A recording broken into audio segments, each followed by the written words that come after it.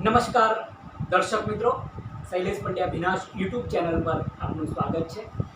દર્શક મિત્રો, happy birthday કાર્યક્રમ અંતર્ગત આજે બીજા એપિસોડમાં બેન શ્રી ડૉક્ટર નિયતિ અંતાણીબેનને શુભેચ્છાઓ આપવી છે। આજે એમનો અવતરણ દિવસ છે। Happy birthday.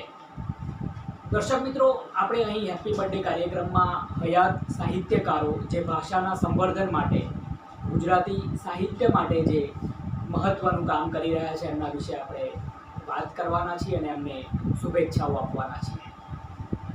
દર્શક મિત્રો, સ્મરણ વંદના નામનો કાર્યક્રમ જે દિવંગત સાહિત્યકારો માટે અંજલિ રૂપે એમના કામની વાતો કરતો કાર્યક્રમ પણ બીજો છે। આ હેપી બર્થડેમાં આપણે જે હયાત સાહિત્યકારો અને ગુજરાતી ભાષા માટે, ગુજરાતી સાહિત્ય માટે જે સુંદર કામગીરી કરી રહ્યા છે એમની વાતો કરવાના છે। એમની બર્થડેની આપણે વિશ કરવાના છીએ, વિશ આપવાના છીએ।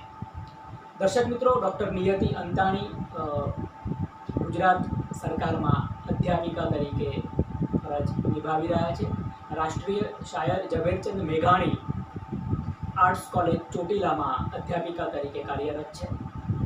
બેનશ્રી જ્યારે જીપીએસસીની વર્ગ 2ની આ પરીક્ષા ગુજરાત સરકારે અધ્યાપિકા તરીકેની લીધી, એમાં પ્રથમ ક્રમાંકે ગુજરાત સરકારની આ પરીક્ષામાં પ્રથમ ક્રમાંકે રહ્યા હતા અને પછી અધ્યાપિકા તરીકે જોડાયા।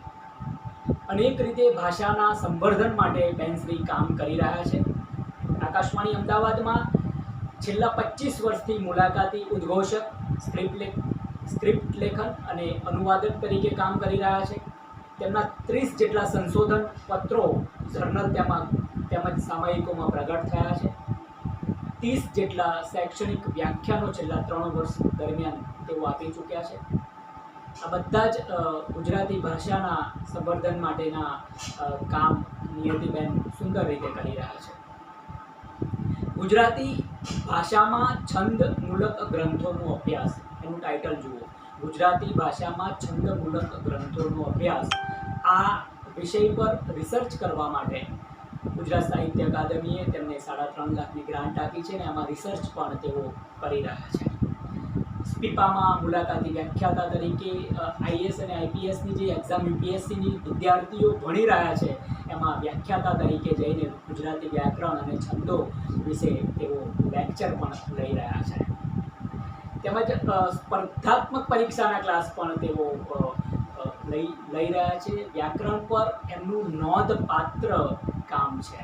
એમના પુસ્તકોના ટાઇટલ જોશો એટલે તમને ખબર પડશે કે કેવું મૂળ અને પાયાનું કામ નિયતિબેન કરી રહ્યા છે। પ્રથમ પુસ્તક એમનું કાંત નાનાલાલ અને બકર ઠાકુરની કવિતામાં છંદ, સુંદર ટાઇટલ છે।